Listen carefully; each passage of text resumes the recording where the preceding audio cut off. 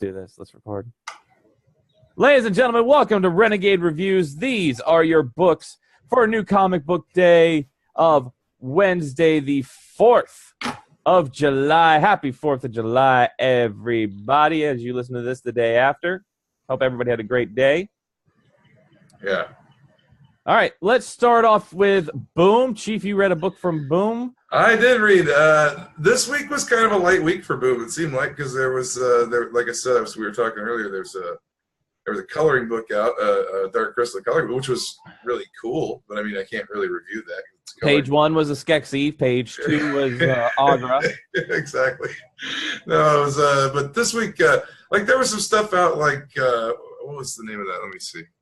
I got the page open. I like Giant Days. That I reviewed the first one, but that's the one that was like about like college and stuff, and it's like it's not really for me. Yeah. But so this week from Boom, I read Jim Henson's Beneath the Dark Crystal #1. Once again, fantastic artwork. The Jim Henson licensed stuff at Boom is amazing. This is taking place. It's like after when I reviewed that last hardcover book. This takes place after the movie Dark Crystal, obviously, but it takes place after that. There's a huge there's a whole bunch of this story before this series, Beneath the Dark Crystal. So this takes place with Kensho and Therma, the two characters that were in the last comics I was talking about. They're new characters in the comic series.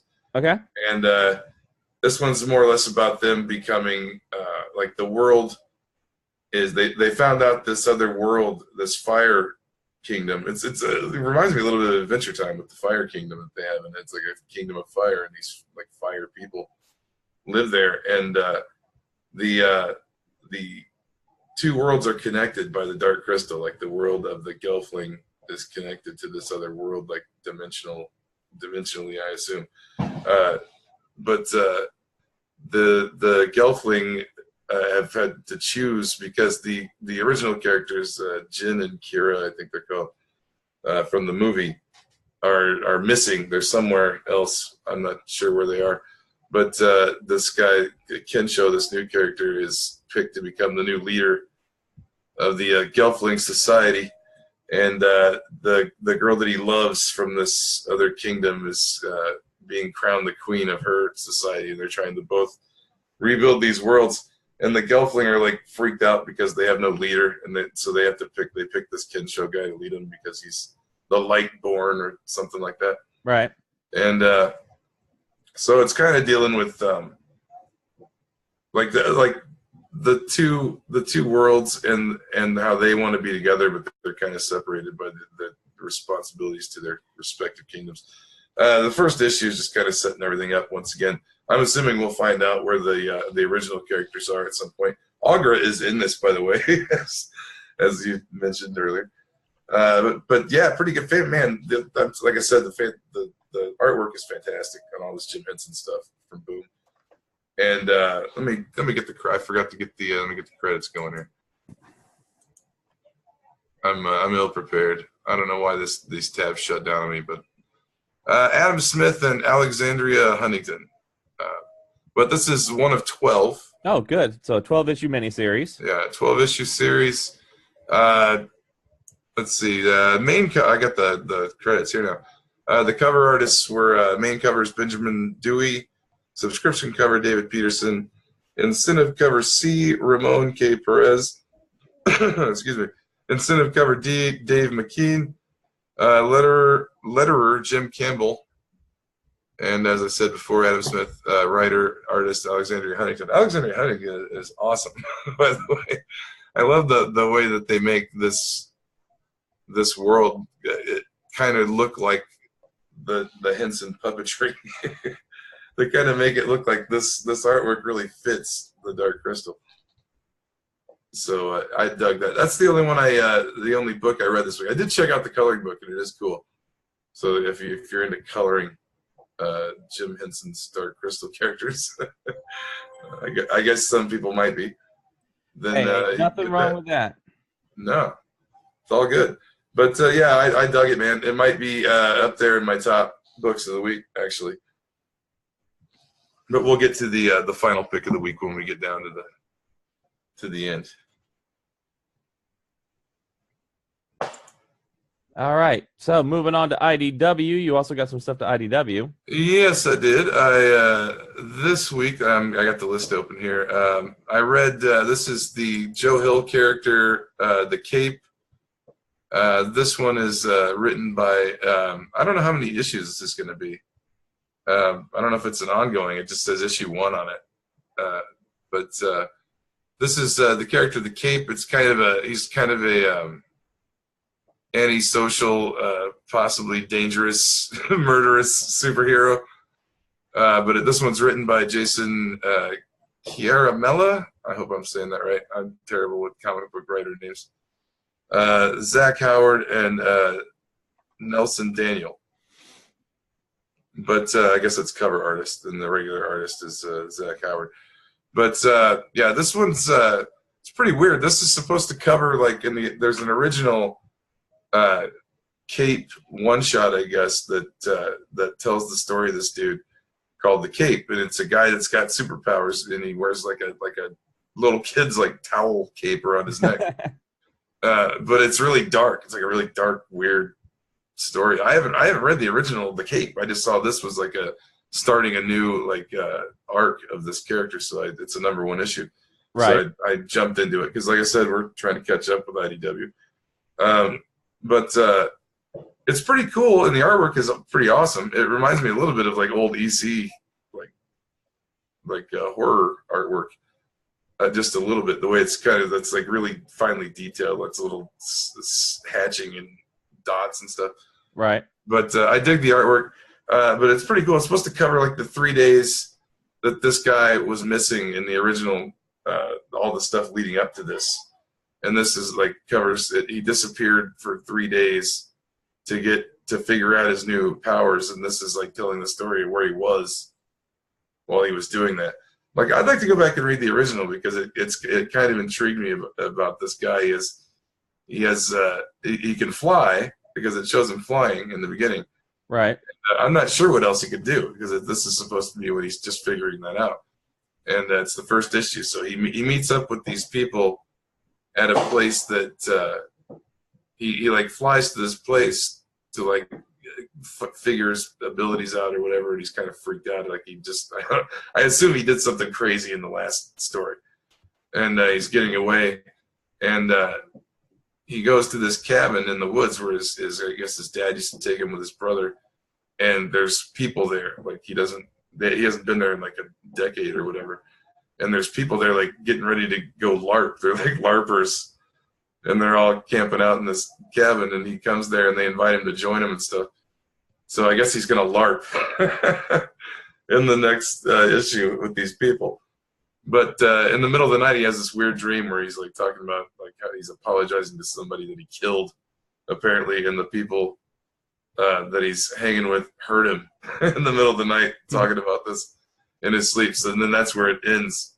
So it remains to be seen if they're gonna ask him what the hell's going on, why he's talking about murdering people. But the cover of the next issue shows him with the people LARPing, they're in costume. But so it looks pretty cool. I'll definitely read the next one when it comes out. But yeah, if you like the Cape, I'm guessing this is I guess Joe Hill, who is Stephen King's son, I guess. Yeah.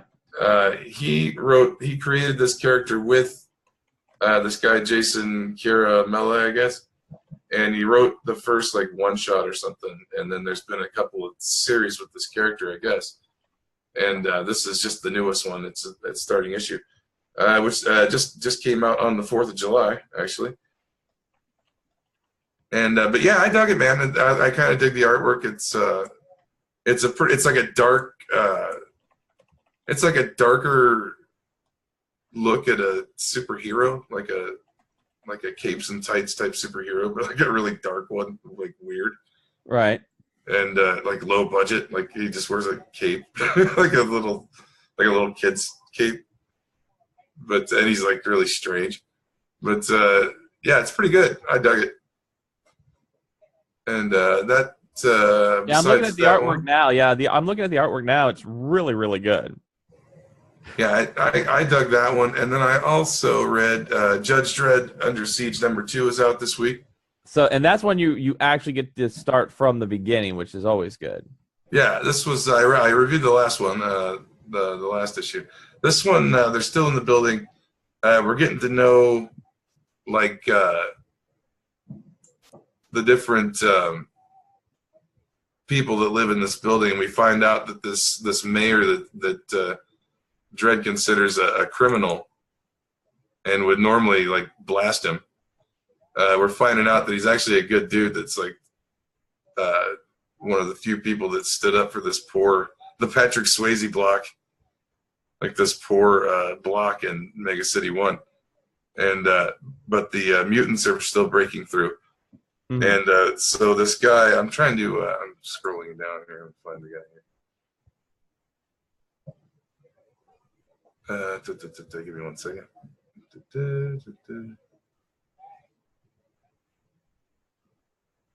This guy, I don't want to get his name wrong because it would. Gilberto is the mayor of this place, and like all the people there love him because he's apparently like saved them all from different gangs and what have you's come through there.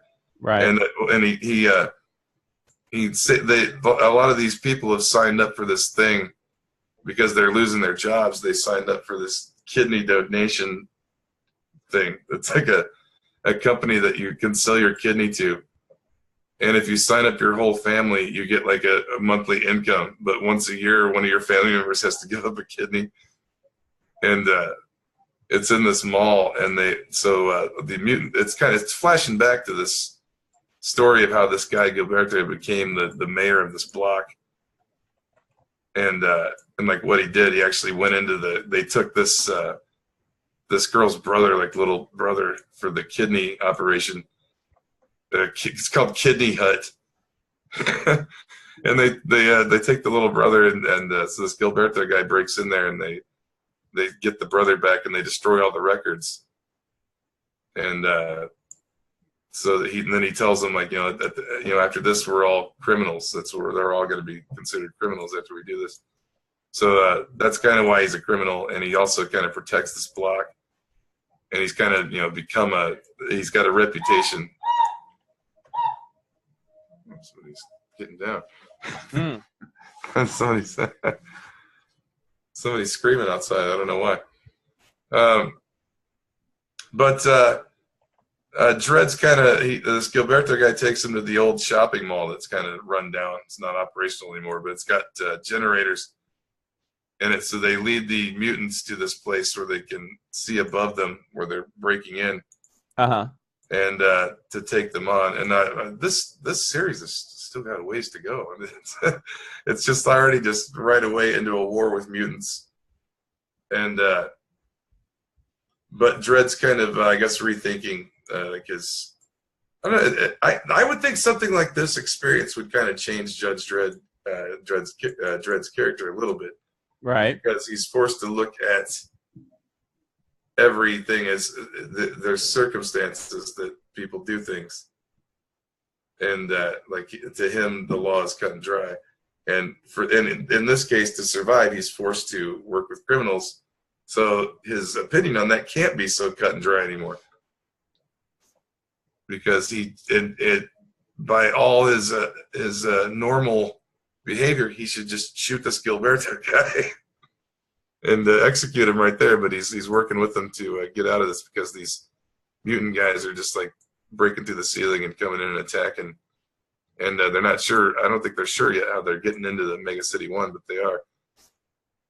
But like it's like I said, it flashes back and forth to how it's mostly this guy's backstory in this issue while they fight mutants. But you find out why the people like him there, and why he's like kind of a good dude, and why Judge Dredd should trust him.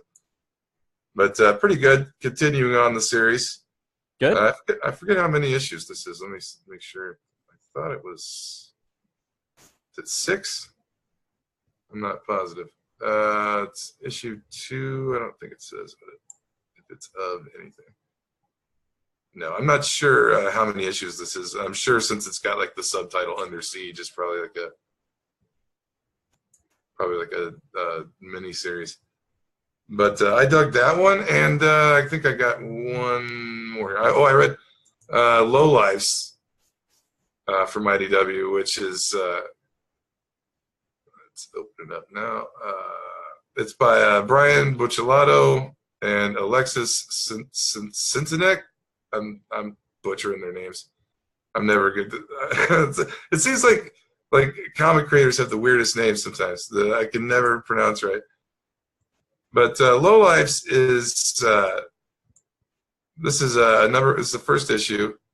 There's a ton of different covers for it. Let me see. There's 3 actually, not a ton. But Brian Buccellato, like I said, art by Alexis Sintinek. Excuse me. Neil Uyatake, another name I can't pronounce right, on lettering. But this is a real like gritty like crime story from Brian Buccellato, and it's from what I'm getting, it's an undercover cop situation, or it's a dirty cop, but he's undercover, and this guy shoots him in the face. Huh. And it's just like this like gritty, like real life, almost like Pulp Fiction-y kind of story. And I kind of find it hard. I just read through it once, and I'm kind of finding it hard to kind of figure out what's going on in it.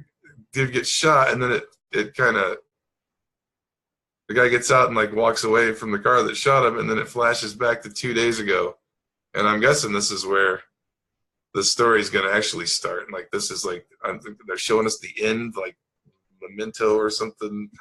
Right. I'm not sure, but then it goes back to like 2 days ago, and it's this guy and this like flower delivery guy, for what I guess. He's a weird looking like scumbag guy. He's like bald, he's got a big beard, and he drives a flower delivery van. He like raped this guy's wife. I think this guy's a cop from what I read later on. And he goes to see his wife, and I don't know why they're in an apartment or something. And this guy, this like rapist guy that raped his wife, is there at the apartment and delivered flowers to her. So then the guy like chases him, and like later on he meets up with his cop partner, and like apparently this guy just got away with it because the guy had broke into their place and raped the guy's wife, and then he chased instead of staying with her, he chased the rapist guy. Like he caught him in the act or whatever. Right. He went after the guy instead of staying there, and the wife got in the shower while he was gone and washed the evidence away, so they couldn't convict the guy. And so the guy's still on the street, and he's like messing with the guy's wife, and he's a cop, so he tells his partner all this, and they're both mixed in with some like dirty money somehow. They're both kind of dirty. They're still, they still do their jobs, but they look the other way on this one like mobster or something. So she suggests that he tell this guy that they both are kind of on the take from about this rapist guy, and said that this guy will take care of it and you'll never hear about it again. So it's just kind of this weird, you'd probably dig this because it's kind of a weird, like real serious, like gritty, like revenge deal. I do like those. I do like gritty revenge deal stuff. And but this guy, he's like, the cop guy's staking out the guy for a few days, and then he goes to he confronts this dude like right on the street in uniform, and the guy threatens to like sue him. Like he's like, go ahead and he like puts him on the ground, puts a gun to his head like in front of a crowd, and people are looking. And it's like then he like leaves, and he goes to like, it looks like he goes to a bar at the end, but and then it's to be continued after that. So I'm assuming like this looks, the way it's going, the guy's gonna like get kicked off the force for doing this, and then he's gonna like plot his own revenge against this dude or something. But pretty dark, gritty shit, man. I mean, it's pretty good if you like that. It's not. I usually don't read that kind of stuff, but I like Butch Lotto's work because he was on the Flash for a good while, Right. and I dug that. And so I mean, it's pretty good. I'll check out the next one and see if it, because I mean, right away it's like people getting shot in the face, and it's like that action. It's a dramatic book, but it's like a crime drama, like gritty crime drama, and like revenge thriller kind of book. So it's pretty intense, like right away. It didn't bore me, so I would definitely read the second issue.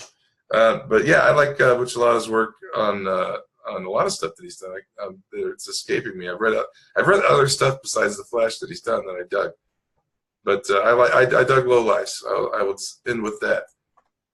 And that's going to cover IDW for me this week. And so moving on to DC, brother. Moving on to DC. This one we're going to have to play a little bit coolly because I read Batman and then Catwoman. And you got to read Batman. I would recommend highly read Batman before Catwoman. Yeah, I didn't even read Catwoman, so I missed out. Let's start with first of all, let's go ahead. Let's start with Man of Steel because you read Man of Steel. The weekly comic of Man of Steel. Yeah, thank God for previews. Yeah. No, I'm actually getting this physical copy too. So, oh man, I'm racking them up. But I really dig what Bendis is doing, by the way, and they actually explained why he's wearing the red trunks again over the suit. Okay. So this time it's continuing on. We get to learn. We learn about where Lois and Jonathan Kent are. Finally, we know what's going on with them. It turns out Jor-El came and through some dimensional transporter into their living room and said, I think I reviewed this before, but that he wanted to take Jonathan Kent around the galaxy and show him, give him like a history lesson of the galaxy and Krypton and tell him all this stuff that even Clark doesn't know. And Clark's like fully against it, but Jonathan Kent really wants to go because he's freaked out because of the Teen Titans didn't want him, and he wants to know why the Teen Titans didn't want him on the team, but it was because he had that solar flare ability that can like blow up a planet. And he's afraid that he saw Tim Drake, I guess, showed him a future where he killed millions of people with this solar flare thing. So he wants to go with Jor-El to find out why this could happen and how he can control it and stop it. Because Jor-El knows Kryptonian biology better than Clark does, and knows about because Jor-El mentioned something about he knows the biology is between humans and Kryptonians, he's a special child, he shouldn't be able to exist. Your mother should have died from having you. And so they're trying to figure all that out. So we find out that Lois and John both go with Jor-El to his ship to go tour the galaxy, which is actually good because Rogol Zar is on the planet and wants to kill everything Kryptonian. So Jonathan and Jor-El and Lois are gone away, safe somewhere. But he ends up confronting this guy in the center of the Earth that's he's trying to blow up the Earth because he says it must be cleansed. It must be cleansed of all Kryptonians, so he's going to destroy the Earth too. So Clark grabs his world-destroying device that he's got in the center of the Earth and starts flying into deep space as fast as he can, and just to buy time. And he gets out, breaks out of Earth's orbit, and this guy can fly too, and he's right on his ass coming to get him.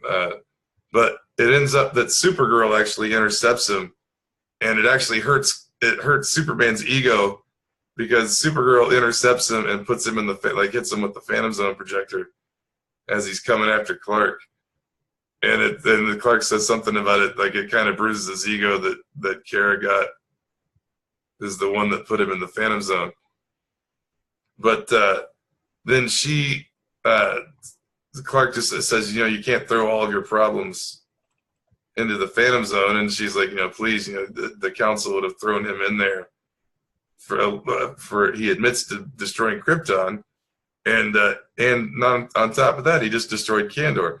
So he's like, she's like, that's the best place for him. But they both agree that they're going to keep investigating this because it leads back further than this guy. Like, they want to know who knew about him. Like, did the Guardians know about him? Did Jor-El know this guy? Because he claims to have known Jor-El too. He says he knew Jor-El really well in the last issue. So it's still continuing as to where this guy is from, who he's associated with, and who's been aware that he destroyed Krypton all this time and kept their mouth shut about it and never brought the guy to justice. So that's where we're at now with Man of Steel. But man, I was very worried about this. And I wasn't really worried, but I was apprehensive of what Bendis was going to do with Superman because I had liked Rebirth Superman so much up to that point. And when they said Bendis was coming for Superman, I was like, man, I don't really want it to get off of this good run it's been on. But Man of Steel is awesome. I dig it so far. Oh, and the explanation is because for his red trunks is because Lois, he wanted Lois to wear the Kryptonian suit, like the armored suit or whatever. That's it's not really the armored ones. It's still more like the. I guess it is though. It's. I think he was. I don't know how long has he been wearing the red trunks just since Bendis started, but he gives Lois his other suit basically because it's like Kryptonian and technology and it form fits to whoever wears it. So he gives Lois that for protection because Jonathan Kent's got a suit. So they go off with Jor-El, so he has to go back to wearing the old like regular red trunks outfit because Lois currently has the Kryptonian suit. Very cool. I do like that Kryptonian suit, especially when she wore it in in the Superwoman comic. Yeah, then she had powers for a little while through that. I didn't read that book. And that one, that one, it was like another like Lois, kind of like there was like another Superman. Yeah, this. I'm hoping at some point we get some sort of concrete answer for some of this because at the beginning of Rebirth we just have another Superman. Yeah, we've never, and they've hinted through Doomsday Clock that it could be Dr. Manhattan that's changed form and tried to integrate into this universe because he thought he would be more accepted there or something. Right. And so I don't know. It's really bizarre. It's Superman, Dr. Manhattan. There's been weird parallels between the two, I guess. Even in the movie Watchmen, they repeatedly say he's the Superman. Yeah. For some reason. So I mean, I don't know. That remains to be seen. Doomsday Clock. I guess it's coming out more regularly now. But how many more issues do we got of that? Of what? Of Doomsday Clock. I am not sure at this moment in time. I think what was it 7 was just out or something? I'm not even sure anymore. I just wait for the next one, whichever the next one is. But yeah, that's Man of Steel, anyways. And I dug it. I like I said, I've been digging this Superman. I was worried. My worries have been alleviated thus far. Do you have to wait and see what that was he going to action next? Is that the one he's going to? I believe so. I have to wait and see what that's going. What's going on with that? Gets in that regular Superman swing. See if we get some old school stories like Legion of Superhero stories or something. I don't know. Anything. He seems to be kind of going old school Superman though, which I kind of like. So maybe we'll see. Yeah. But if you have to read, what do you say? You have to read. Should you read Catwoman first? No. You read Batman before Catwoman. So let's talk about Batman. Well, then I'll still have a chance to go back and get Catwoman later. Right. On. Right. Okay. I didn't spoil it. Yeah. Right. Well, you go ahead. I mean, I'm going to get it anyway. So it doesn't matter. If I need it, I'll have it and I'll read it. All right. Hold on. All right, so Batman number 50. This is what we've been waiting for. This is the big wedding issue. Big wedding issue of Batman. And it's kind of intercut. You got a story going on, but then you have these kind of like almost tribute splash pages, each done by different artists. With the kind of like one page is Batman telling a story of him and Catwoman, and then the next one is Catwoman telling a story. And many different artists. Neil Adams, Miller has an art in there. Connor has one. It's really beautiful. Yeah, it's kind of a unique way of storytelling too. I don't think I've seen it done, at least in recent times, of somebody's outside celebrating the 4th of July. I can hear them. Forgive them. I think it's a bunch of little kids, and I don't know what they're doing. But yeah, this is pretty unique as far as I know. I don't know if other people have done comics in this form where they've had intercuts. That's getting really annoying. I would hope that they would stop that soon. Yeah. I hate my neighbors. I hate them all.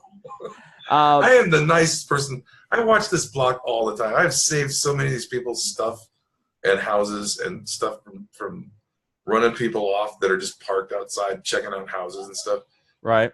And these people, I don't know, they're just disrespectful. I'm gonna stop helping them. I hope you can edit that out if you have to, but whatever. Hey, I don't care. But anyways, yeah, I thought it was a pretty unique way to tell the story, and it's pretty sad. Like I saw Tom King put out a tweet about this and said, "God damn it, that kid! I'm about to go slap that kid myself."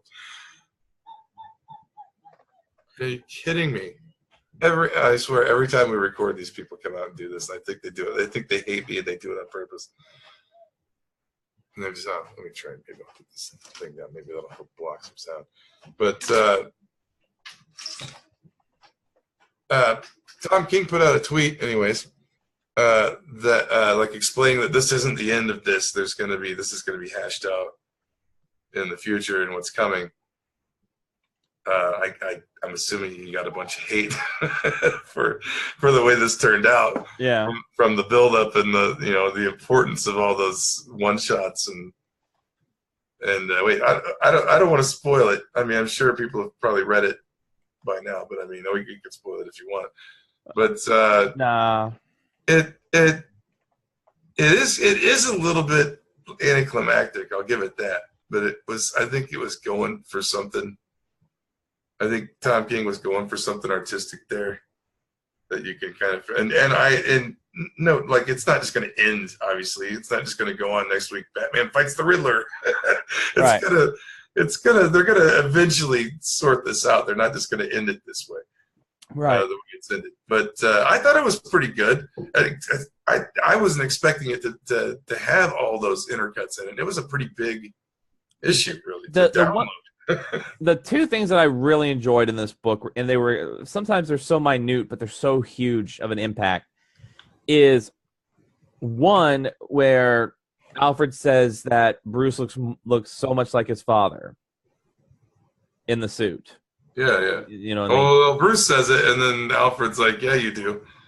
But the other thing was there was a negative connotation when Bruce says it, but when Alfred says it, it's positive. And the other positive thing was this wedding going on. They're going to do it on a rooftop. They've already got a judge who is freaking drunk as hell. That way he doesn't remember what he signed. Yeah. And they were each going to bring a witness. So Selena, of course, grabs her best friend who is in prison. Yeah, Holly Robinson. And then Batman, Alfred's like, should I call Master Dick? Should I call Master Clark?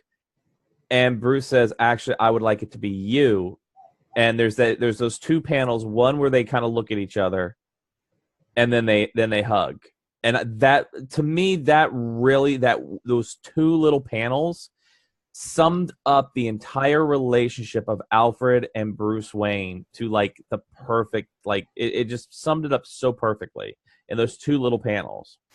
there was some good stuff in that vein with the story of Alfred's mentor when he came back and was he wanted to recruit he had wanted to recruit Batman because Alfred had left this guy. This is where Alfred got all of his training and stuff, was from this dude. And he came back and he came back to screw with Alfred after a long time. And he had brought this assassin that he had trained to basically come kill Batman in front of Alfred and then kill Alfred for leaving him. And there was a lot of backstory and talking about how when Alfred came to Wayne Manor and like how Bruce growing up, how he became like his dad growing up through the years, and it showed Alfred's sacrifice to save Bruce to risk his own life in that story, which was kind of along that vein too. They've been Tom King in this kind of era of Batman's kind of been for me. It's been we've been getting more into Bruce's emotions and psyche more than we've ever in the past. He's becoming more of a fleshed out emotional character throughout this since Rebirth, it seems like. Yeah, really, really good stuff. So definitely, yes, the ending, we're not going to spoil it. They're all, yeah, like you said, we want to know how much, we don't know how much hate he's got. I haven't been on Twitter today. Yeah, I don't know exactly. I just saw him put out a tweet that was kind of an apologetic sounding tweet that was like, don't worry, this isn't the end of this. Mm-hmm. The story isn't over. It's going to continue, or it's going to be worked out or whatever eventually. But along that line, I'm just paraphrasing it all, but it seemed to me that in the tone of the tweet seemed like he had gotten some crap over how this book pans out. But I thought it was good. I thought it was perfectly, and it called back the letters, the rooftops storyline with the letters, and because it kept talking about the rooftops, how they met on a rooftop, and all, and then it was like the different. It was almost like the different Batman, like. You had like Frank Miller's Batman, like telling his part about when they met, and then like different even like universes of Batman, talking about Catwoman and their eyes and how they met and on the rooftops, and that was that arc that I really liked. That was just like all of the dialogue through those books was just like dialogue boxes of letters that they had written to each other. That so like Dear Bat and Dear Cat, like on each page, and I thought that was really cool. So there was a callback to that in it, and it kind of wasn't what I was expecting, and there wasn't the big showdown with all the villains at the wedding that I think some people expected. But I thought it was a pretty classy, good issue of Batman. Woohoo! Woohoo! Happy 4th of July, everybody!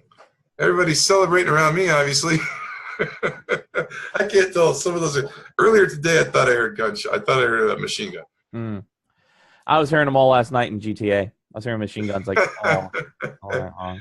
Well, this wasn't like the random pop of a firework. This was more like a chugga, chugga, chugga, chugga, like a machine.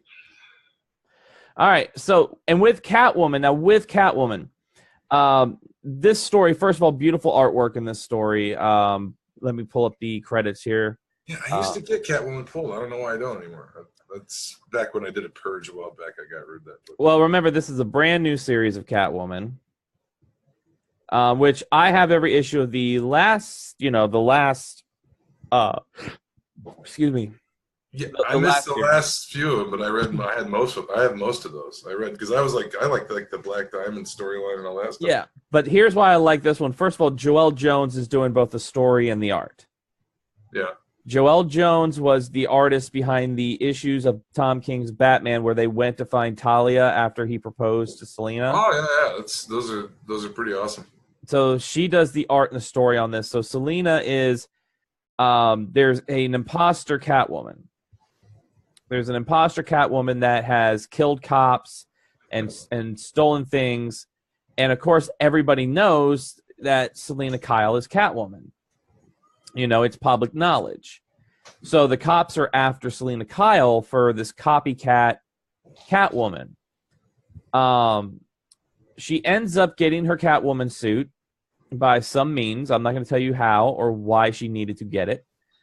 Even though we're kind of all saying it, without saying it. And because she just wanted to kind of disappear, but because of this copycat, she can't. She has to take her down.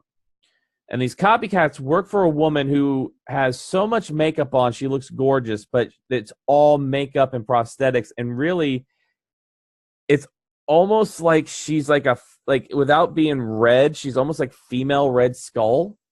Just not a red skull, just a regular like flesh face. But like she doesn't have a nose, she has no hair, she's all bony. She has like one or two teeth after she takes out her prosthetics. Really, really nasty looking. So setup issue. It's a setup issue. It's number one. It's a setup issue. Takes place like right after Batman number 50. But the thing of it is Joelle Jones's art is amazing. It is spectacular. Yeah, I like the way that like everything was like the desert colors and like the shadows and stuff she used in that issue with Talia al Ghul. Oh, fireworks, everybody. There it is. 4th of July. Hey, it's not setting well with either one of us. I have my issues are I have 2 German Shepherds that are just flipping the hell out. I do not do well in fireworks. But any other books this week? That's all I got to you, brother. All right. These were great. This was a great week with some great books out there from IDW, Boom, and DC Comics. Hopefully soon we'll be bringing you Zenoscope as well. We want to No, to make no mistake, there were a ton that I wanted to read. I was real busy this week, but I have been a lot of good stuff came out this week. I did get my Marvel books. I did get my, my Walking Dead finally this past week. I got to go see. I don't think I missed any issue. I looked at it and it said, New World Order number 6 of 6. And I sat there going, wait a minute. Have I already read 6 issues of this story arc? And I guess I did. Did they jump up the release dates of those again or something? Might it be. Seems like I've got I was looking through the ones that I just picked up and I've got like 4 issues I haven't read yet. And I'm like, there's no way on this time. And I mean, I'm looking at it, and my shop missed 1 issue of X-Men Gold, so I have like 25, 26, 28, 29, and 30. I'm missing 27. It's like, well, goddamn, I can't read because I need that. I need that issue. And I hate when that drives me nuts when that happens. But I got my X-Men books, my X-Men Gold, my Blue, my Red. I got a couple of the Avengers, some of the Infinity Countdown. I've just been with being in GTA. I have my Marvel book reading has been so low. I've been reading, DC and everything. You read Red? You read the new Red? How's Red? I haven't heard anybody really review any of the Red books. X-Men Red? Yeah. I honestly, the first couple issues I've read, because I think there's only like 5 or 6 out right now, I like the setup. I like the team that they're putting together. They've got some new mutants there. Namor is now coming into it. Yeah. So good. I like anything with Namor, because he's just cold and he's cold. Cold and straight. X-23 is in there. So is Honey Badger, her clone sister, Honey Badger, is in there, who's always a fun time. Honey Badger is such a fun character. I love reading her. Nightcrawler's in it. The original Jean Grey's in it. So really, I honestly like I said, I like all the X-Men books because X-Men Gold is kind of like what you remembered of the old like 90s X-Men Gold team. It's like, it has that 90s X-Men feel. X-Men Blue, while you do have the younger X-Men, you also have like Polaris and kind of those. It feels almost more like an X Factor book than which book is the Kitty Pryde wedding going on in? That's X-Men Gold. Okay. And that did happen. The wedding took place in like issue 30. All right. But that's the way it is. Like X-Men, like here's the way it kind of feels. X-Men Gold is your 90s X-Men. X-Men Blue feels more like X Factor. And then X-Men Red is more like the X-Force when Wolverine took over X-Force. Yeah. Like the mercenary X-Force team. I think that was. Do you think that was done out of appeasement because there were so many people saying we want our '90s team back. We don't like this Maybe. new stuff, and then this they just created 3 different X-Men teams. We're gonna make one for everybody. Maybe.